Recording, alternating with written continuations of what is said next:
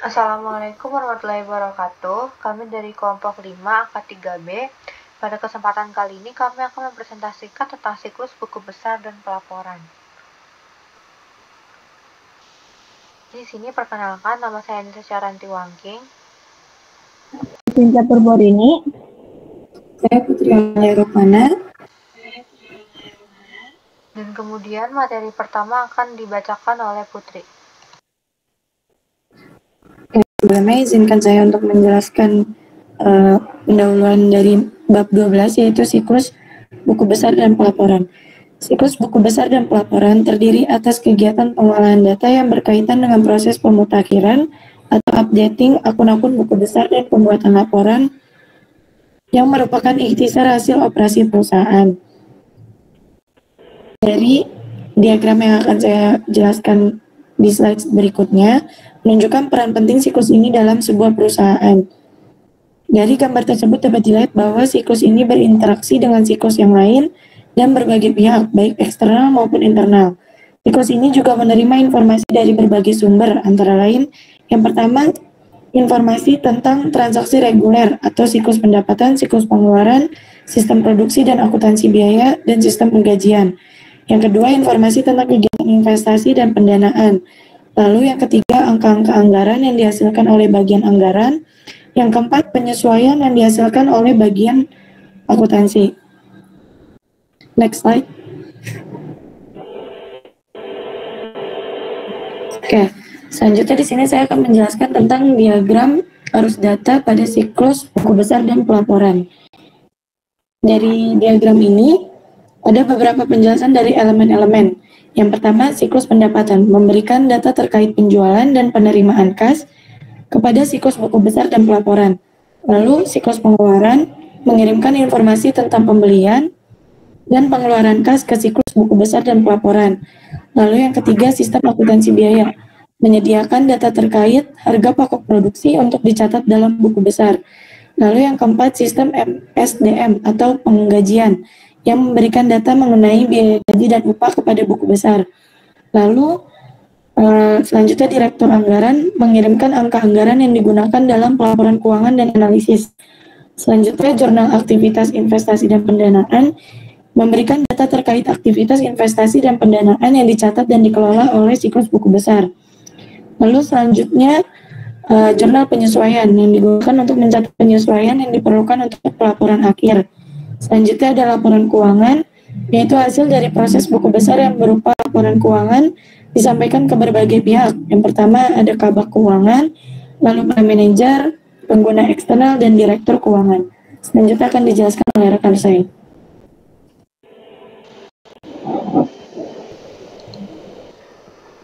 Saya Anissa Syaranti menjelaskan tentang diagram arus data sistem buku besar dan pelaporan. Jadi di sini saya akan menjelaskan aktivitas-aktivitas yang terhubung dalam siklus buku besar dan pelaporan. Yang pertama, di sini ada pemuktahiran atau update akun buku besar. Bagian ini tuh merupakan posting yang berasal dari dua sumber, yaitu siklus transaksi. Dua sumber itu ada transaksi rutin dan transaksi non rutin. Jadi di sini itu ada siklus pendapatan, siklus pengeluaran, sistem keuangan, dan untuk akuntansi biaya dan sistem penggajian. Kalau buat transaksi rutin, itu tuh ada pengeluaran atau penarikan obligasi dan pengeluaran atau penarikan saham. Lalu kemudian di yang kedua ada pembukuan transaksi penyesuaian, yang dimana di tahap kedua ini tuh ada bermacam-macam transaksi penyesuaian. Data penyesuaian ini tuh berasal dari kepala bagian keuangan setelah selesai dibuat yang neraca saldo. Nah, penyesuaian itu terdiri dari 5 macam. Yang pertama itu ada accruals, itu tuh jurnal yang dibuat pada akhir periode untuk mencatat transaksi yang telah terjadi, namun belum dilakukan pembayaran atau belum ada penerimaan kas. Lalu yang kedua ada deferrals, itu tuh jurnal yang dibuat pada akhir periode untuk mencatat transaksi perubahan status kas yang telah diterima atau dibayarkan sebelum jasa diberikan atau diterima. Lalu yang ketiga ada estimates, itu tuh jurnal yang dibuat pada akhir periode untuk mencatat transaksi biaya yang terjadi dalam beberapa periode akuntansi. Yang keempat ada revaluation, Diagram ini tuh merupakan jurnal yang dibuat pada akhir periode untuk mencatat selisih antara angka yang tercatat dan angka dari hasil perhitungan fisik aktiva. Lalu yang terakhir sini ada corrections. Ini tuh merupakan jurnal yang dibuat pada akhir periode untuk mencatat koreksi kesalahan dalam akun-akun buku besar. Lalu untuk aktivitas yang ketiga ada penyusunan laporan keuangan. Di tahap ketiga ini ada laporan laba rugi yang harus dibuat pertama kali dengan menggunakan data dari saldo-saldo, akun pendapatan dan biaya yang tercantum dalam neraca saldo setelah disesuaikan. Lalu tahap yang kedua itu adalah membuat neraca. Kalau misalkan mau buat neraca itu ada dua alternatif yang bisa dilakukan. Alternatif yang pertama itu menyusun terlebih dahulu laporan perubahan modal, kemudian menyusun neraca dengan menggunakan data pada neraca saldo setelah disesuaikan ditambah data dari laporan modal. Lalu untuk cara yang kedua itu untuk menutup buku atau menihilkan saldo akun-akun pendapatan dan biaya dan mentransfer laba bersih ke akun laba ditahan atau akun modal dan menyusun neraca. Jika proses pada alternatif kedua tersebut dilakukan dengan menggunakan secara manual, maka hal ini tuh umumnya dilakukan setiap akhir periode. Jadi setahun sekali. Dengan menggunakan komputer, maka proses tersebut tuh akan dilakukan pada periode-periode yang lebih pendek. Lalu tahap yang ketiga, laporan yang dibuat adalah laporan arus kas. Laporan ini disusun dengan menggunakan data dari neraca dan laba rugi ditambah informasi tentang kegiatan pendanaan atau investasi.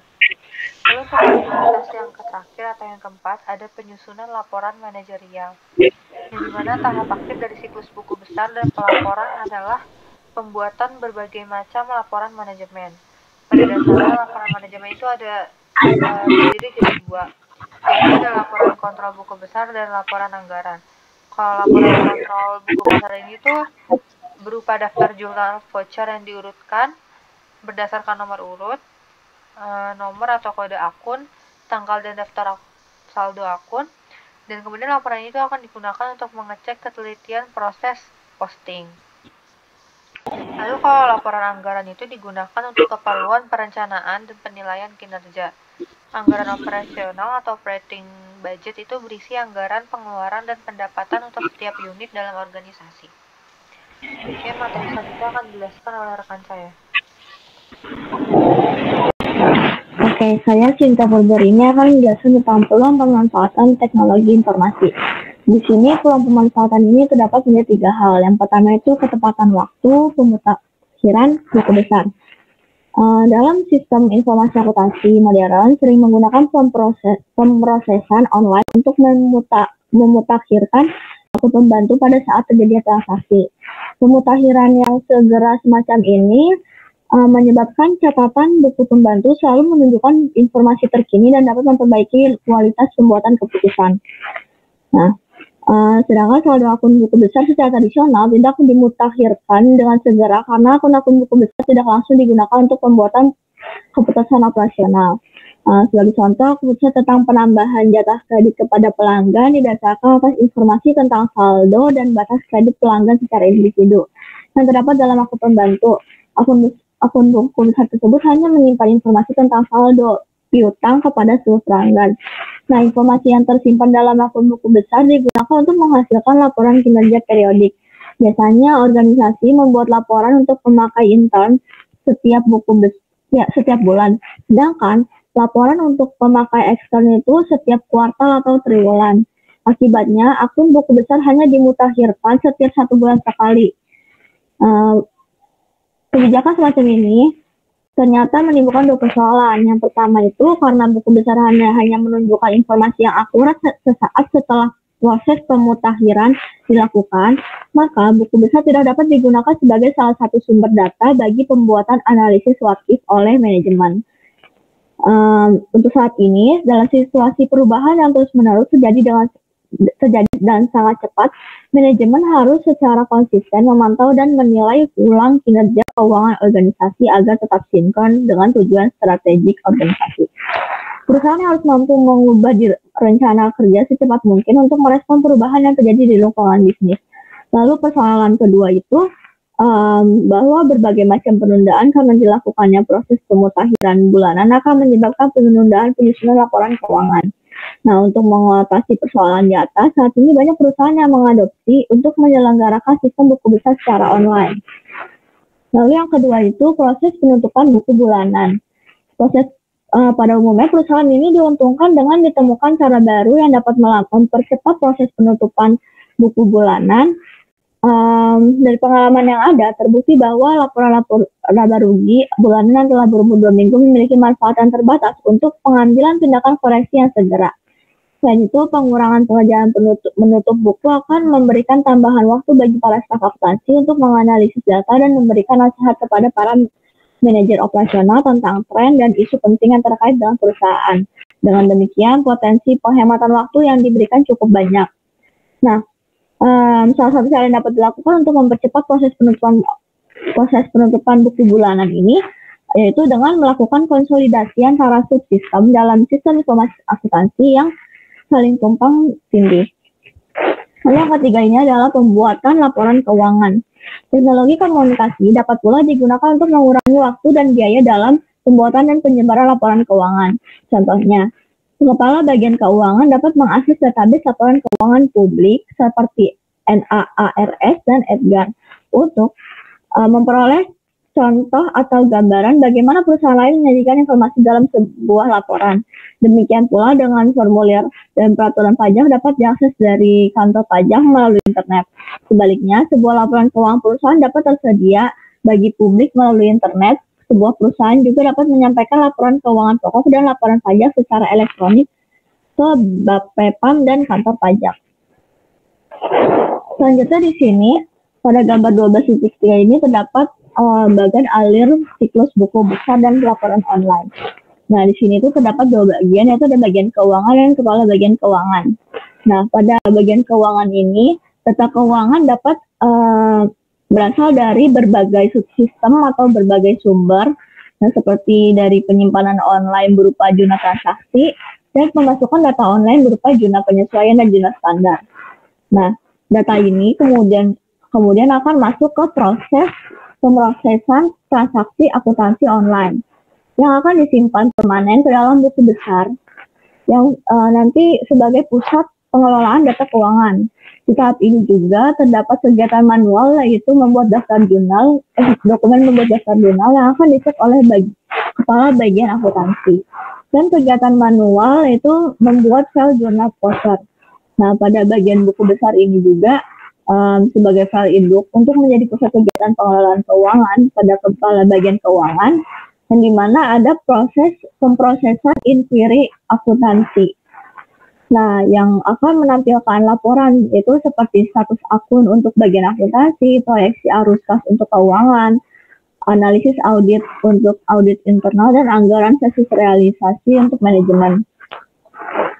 Pada buku besar ini juga terjadi pemrosesan program tutup buku bulanan yang berhubungan dengan jurnal standar, dan juga melakukan kegiatan manual, yaitu menghasilkan dokumen laporan kinerja keuangan yang untuk manajer. Di sini juga memproses sistem pendukung keuangan keputusan keuangan yang menghasilkan dokumen analisis keuangan dan menampilkan informasi pembuatan analisis what if oleh berbagai manajemen. Nah, data yang sudah diproses ini kemudian akan dijadikan laporan untuk mendukung pengambilan keputusan oleh manajer dan tim terkait. Selain itu, software dan spreadsheet dan grafik juga dapat memperbaiki proses pelaporan keuangan dengan cara memudahkan pembuatan grafik untuk memberikan penekanan pada elemen-elemen yang diperlukan. Di sini ada tujuan, ancaman, dan prosedur pengendalian intern. Tujuan pengendalian pada sistem pelaporan dan buku besar pada dasarnya sama dengan tujuan pengawasan pada sistem lainnya, yaitu menjamin bahwa semua aktivitas pemutakhiran data ke buku besar adalah valid atau benar-benar terjadi. Terus semua aktivitas pemutakhiran data ke buku besar telah diotorisasi secara tepat. Lalu semua transaksi yang dicatat ke dalam buku besar adalah valid dan benar-benar terjadi. Ketiga itu semua transaksi buku besar yang valid dan otorisasikan telah dicatat. Lalu semua transaksi buku besar yang telah dicatat secara akurat. Yang kelima itu data buku besar dilindungi dari kemungkinan hilang atau dicuri. Yang keenam itu aktivitas sistem buku besar dilaksanakan secara efisien dan efektif. Dokumen dan catatan yang dirancang dengan baik maka dapat memainkan peran penting juga dalam mencapai 6 tujuan yang disebutkan tersebut. Nah, di sini juga terdapat ancaman akibat yang ditimbulkan dan prosedur pengawasan yang dapat diterapkan. Dalam prosedur pengendalian inter, pada ancaman satu ini, kesalahan dalam pemutakhiran buku besar, kesalahan yang terjadi dalam pemutakhiran buku besar dapat mengakibatkan buruknya proses pengambilan keputusan yang menggunakan informasi salah dalam pelaporan keuangan. Proses pengendalian yang berhubungan dengan pengolehan data dibagi menjadi 3 kategori, yaitu yang pertama, pengawasan edit input dan pemrosesan. Yang kedua, laporan pengawasan dan rekonsiliasi. Dan yang ketiga, pemeliharaan jejak audit yang memadai. Untuk materi kita akan dibahas oleh rekan saya. Terima kasih. Baik, saya izin melanjutkan untuk penjelasan yang tadi Cynthia sebutkan, yaitu ada prosedur pengawasan pada siklus buku besar dan pelaporan. Jadi yang pertama tadi ada pengawasan edit terhadap input dan pemrosesan. Jadi buat 2 jurnal yang digunakan untuk memutakhirkan buku besar itu, yang pertama ada ikhtisar jurnal dari siklusia lainnya. Yang jurnal ini tuh merupakan output dari serangkaian terhadap tahap pemrosesan, yang masing-masing merupakan subjek bagi berbagai prosedur pengawasan aplikasi yang dirancang untuk menjamin akurasi dan kelengkapan data. Konsekuensinya, pengawasan utama edit input bagi ikhtisar jurnal ini itu mencakup pengecekan tanggal untuk menjamin bahwa transaksi tersebut merupakan transaksi yang terkini dan belum diposting. Lalu untuk jurnal yang kedua itu ada jurnal yang dibuat oleh bagian keuangan atau kepala bagian akuntansi. Jadi jurnal ini itu adalah jurnal asli yang baru saja dibuat. Konsekuensinya itu diperlukan jenis-jenis pengawasan input, edit, dan pemrosesan. Nah, jadi untuk menjamin bahwa transaksi tersebut itu akurat dan lengkap, yang pertama itu ada cek validitas atau validity check. Lalu yang kedua ada cek bentuk data atau file check. Yang ketiga ada zero balance check. Yang keempat ada uji kelengkapan atau completeness test. Lalu yang kelima ada uji pengulangan data atau redundant data check. Yang kelima di sini ada penetapan file standar. Yang keenam ada cek tanda aritmatika atau sign check. Dan yang terakhir ada perhitungan total run to run. Lalu di sini yang kedua ada laporan kontrol dan rekonsiliasi. Yang dimana penggunaan laporan kontrol dan rekonsiliasi ini dapat mendeteksi apakah kesalahan yang dibuat selama proses pemutakhiran buku besar. Bentuk rekonsiliasi yang digunakan dalam sistem manual itu ada pembuatan neraca saldo yang menunjukkan kalau misalkan total debit atau kreditnya itu seimbang. Kalau misalkan debit dan kreditnya tidak seimbang, hal itu menunjukkan adanya kesalahan atau ketidaktelitian proses pencatatan. Terus kalau misalkan sistemnya berbasis komputer, itu ada penggunaan akun clearing dan akun suspense atau akun penyeimbang, yang dimana itu menjamin kalau misalkan akun buku besar itu selalu seimbang. Pada akhir periode, semua akun fungsi tersebut itu bersaldo 0. Jika saldonya tidak 0, berarti terjadi kesalahan selama proses pemutakhiran buku besar. Lalu yang ketiga ini ada pemeliharaan jejak audit yang memadai, yang dimana jejak audit ini tuh menggambarkan jalan yang dilalui oleh sebuah transaksi dalam sistem akuntansi. Jejak audit ini tuh memberikan informasi yang dibutuhkan untuk melaksanakan aktivitas-aktivitas seperti menelusur transaksi dari dokumen sumber asli ke akun buku besar dan ke laporan atau dokumen lain yang menggunakan data pada dokumen sumber, menelusur elemen-elemen yang muncul dalam sebuah laporan atau dokumen lain, kembali melalui buku besar ke dokumen sumber aslinya, dan yang terakhir itu untuk menelusur seluruh perubahan dalam akun buku besar dari saldo awal ke saldo akhir.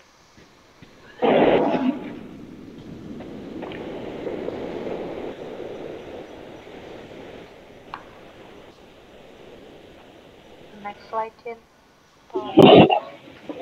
Di sini aku punya tabel prosedur pengawasan pada siklus buku besar dan pelaporan. Jadi kalau misalkan ancamannya itu terjadi kesalahan dalam mengupdate buku besar, jurnal yang tidak akurat atau tidak lengkap, dan postingnya tidak akurat atau tidak lengkap. Akibatnya itu akan menjadi catatan dan laporan tidak lengkap sehingga informasi yang dihasilkan keliru dan pada gilirannya keputusan yang dibuat menjadi tidak tepat.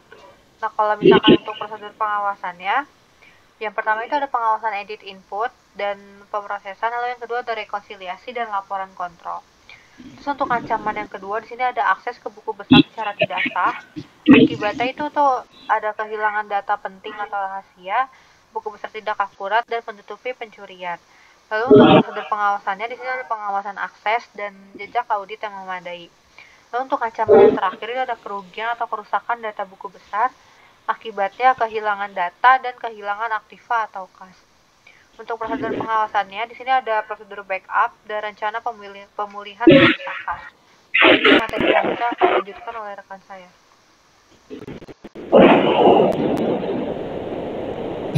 Selanjutnya, di sini saya akan membahas tentang ancaman yang kedua, yaitu akses ke buku besar secara tidak sah.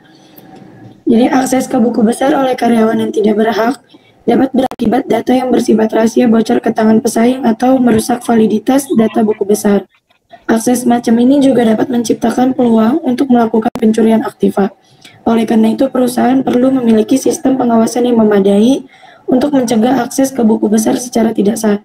Identifikasi dan password pemakai juga harus digunakan untuk mengawasi akses ke buku besar dan untuk memaksa adanya pemisahan tugas dengan pembatasan fungsi yang akan dilaksanakan oleh setiap karyawan yang legitimate. Sebagai contohnya, karyawan bertugas menjaga aktiva atau memiliki wewenang untuk mengotorisasi pengeluaran barang tidak diperbolehkan memutakhirkan buku besar. Atau dalam contoh lainnya, manajemen harus diberi wewenang hanya dapat membaca catatan buku besar. Pengendalian terhadap pembuatan catatan voucher jurnal juga penting karena mereka mengotorisasi perubahan ke saldo akun buku besar. Kode otorisasi juga ikut membentuk jejak audit. Inspeksi terhadap jejak audit memungkinkan deteksi terhadap akses ke buku besar secara tidak sah. Next slide, Chen. Selanjutnya, ancaman yang ketiga yaitu kehilangan atau kerusakan data. Buku besar adalah sebuah komponen kunci dalam sebuah sistem informasi akuntansi dalam sebuah perusahaan. Oleh karena itu, perusahaan perlu menetapkan prosedur pembuatan cadangan data atau backup dan prosedur pemulihan untuk melindunginya. Pengawasan backup mencakup yang pertama, penggunaan label file internal dan eksternal untuk melindungi data terhadap kerusakan yang tidak disengaja terhadap buku besar. Lalu yang kedua, pembuatan cadangan secara reguler atau teratur terhadap data buku besar. Minimum 2 kopi cadangan buku besar harus dibuat. 1 kopinya untuk diletakkan di lokasi pengolahan data, sehingga setiap dibutuhkan segera tersedia. Lalu yang satunya lagi diletakkan di lokasi di luar perusahaan, atau disimpan di bank dalam safe deposit box, untuk mengantisipasi terjadinya bencana seperti kebakaran, banjir, dan lain-lain. Selain itu, rencana pemulihan bencana atau disaster recovery planning juga penting. Dengan meningkatnya ketergantungan perusahaan terhadap EDA dan FET dan internet untuk melaksanakan aktivitas bisnis harian, tidak ada satupun perusahaan dapat survive untuk jangka waktu yang lama jika komputernya tidak dapat berfungsi dengan baik. Dengan dimilikinya rencana pemulihan bencana ini, maka sebuah perusahaan yang mengalami bencana dapat segera melaksanakan aktivitasnya secara normal beberapa hari setelah mengalami bencana.